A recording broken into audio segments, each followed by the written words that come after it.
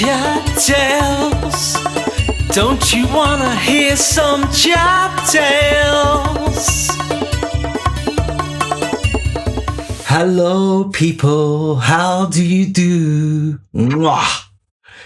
Alright, so for this Chap Tale, I thought I'd tell you a little story about when me and some pals and my other half went night fishing on Hampstead Heath. Yeah, so we used to do a lot of night fishing on Hampstead Heath. I used to spend like weeks up there and stuff when I could see. No, it's not good for me. Anyway, right, so on this little trip was me and my better half, Angie, and then we had Stamford with us and Darren Mills. So it's just the four of us. So we're at the side of the Boater Pond on Heath, which is the Parliament Hill number 3, between the men's swimmer and the nature pond with the gate round it. Anyway, so we're on the bank, which is opposite the bank that's on Millfield Lane side. So if you know what I'm talking about, then you'll know what I'm talking about. If you don't know what I'm talking about, you won't really care, so it doesn't matter, does it? Anyway, so we've got there in the daylight, and obviously me and Angie are sharing a bivvy, and Darren and Stan had their own bivvy. So we had 3 bivvies set up in not far from each other, you know what I mean? Like, and we had 2 rods each, and we was, I don't know, I was on the left, so I was like whacking one of my rods like into the middle of the left side of the pond, and the other one was a little bit more central, and then who was in the middle went bang bang in the middle, and who was on the right went bang and then to the right. Okay, something like that. Anyway, so we're there for like the whole day, nothing.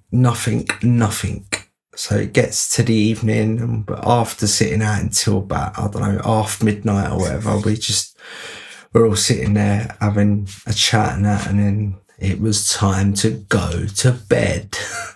So we all went into our bivvies and that, and just like, obviously the rods have got the bite alarms on them, so we will hear if we need to get out.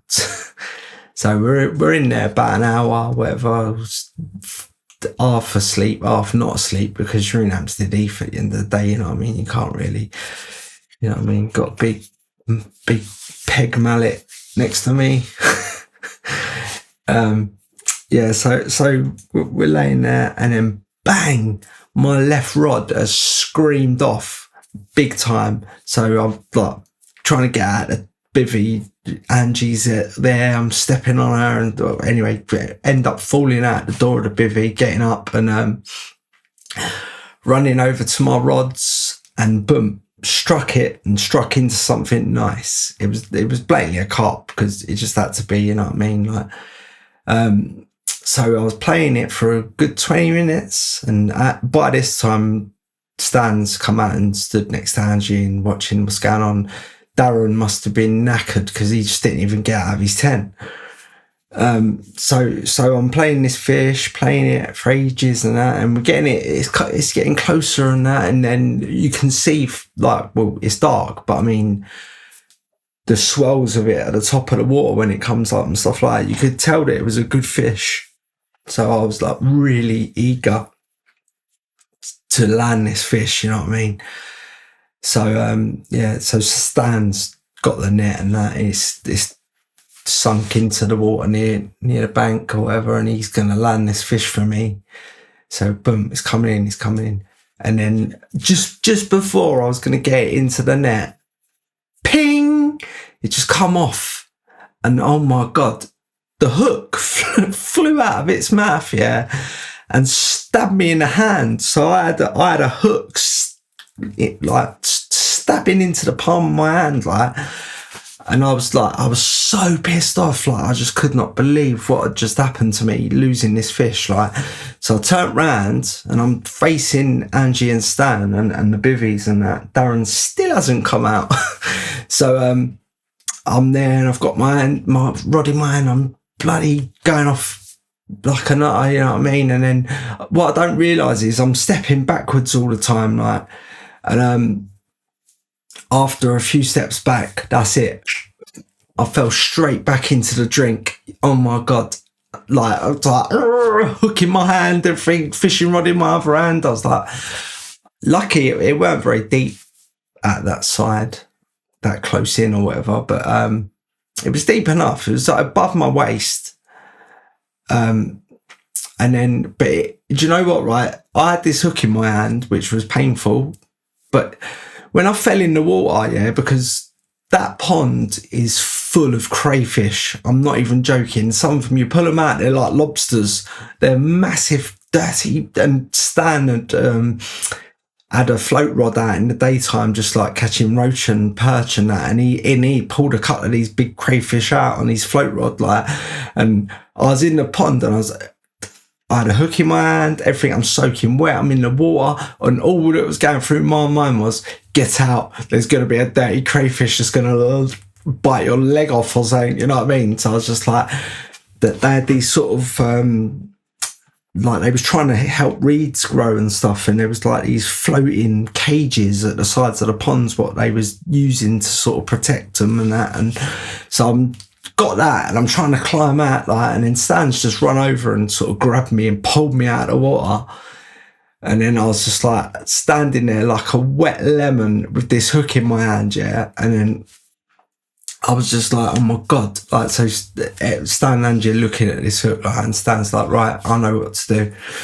So he went to his tackle box and he got like a pair of pliers or whatever, and he came over, and then the bit on the pliers, like the teethy sort of bit that you can, like scissors almost, he's chopped the hook where the eye is, like, so it's just a straight line, and then we pulled it out of my hand because we couldn't go the other way because of the barb on the hook, like, but got it out of my hand and that, and I cleaned it up and stuff, and we had like a little medical kit with us or whatever, like a little couple of bits of plasters and some, I don't know, gear that I stuck on it. Like, really, I should have gone and had a flipping tetanus jab or whatever, but I never.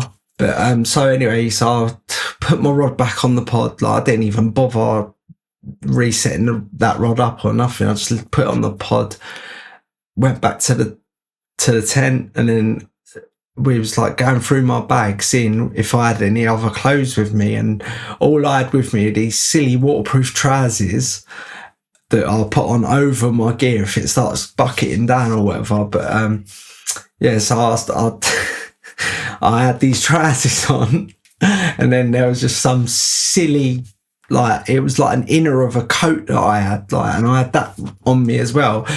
Luckily enough, I had a 4-season sleeping bag on my old bed check. Well, saying that, it weren't even cold anyway, you know what I mean? I probably could have just sat outside the tent naked and I'd been all right. But yeah, Angie like put all my wet clothes all over the roof of the bivvy, like hoping it would dry off that way, like, and then I sort of just got into the bed, and then Angie laid down next to me or whatever, and then I just sort of fell asleep, like. But yeah, well, it wasn't a very great evening for me, and no one else caught anything that night. And it was funny because we got up in the morning, like, and I'm sort of feeling sorry for myself and that, and we was planning to stay that day as well, and maybe even another night, who knows. But where I was feeling so sorry for myself or whatever, and that, I was just like, nah mate, I was like, oh, that's it, packed up, got the old barra ready for rocking and rolling. And then I can't remember if Darren and Stan came with me and Angie, but we left, definitely me and Angie left. They might have stayed there, I'm not sure. But it was funny because, like, we're sitting there, and then Darren's come out of his tent, he's looking at us, like, and he's like, he could tell something was up, like, and he's like, what's going on? And then we're like, you didn't hear all that commotion last night or whatever, and he's like, no man, I was knackered, I was asleep, mate. And I was like, we sat there telling Darren what had happened, and he couldn't believe it and that. But yeah. But yes, you need to be very careful when you're fishing, especially if you've got crap eyes like me as well, you know what I mean? But yeah. All right, nice one. Well, thanks for listening to that little story about night fishing in Hampstead Heath. Okay, sweet. Nice one. Chat Tales. Don't you wanna hear some Chat Tales?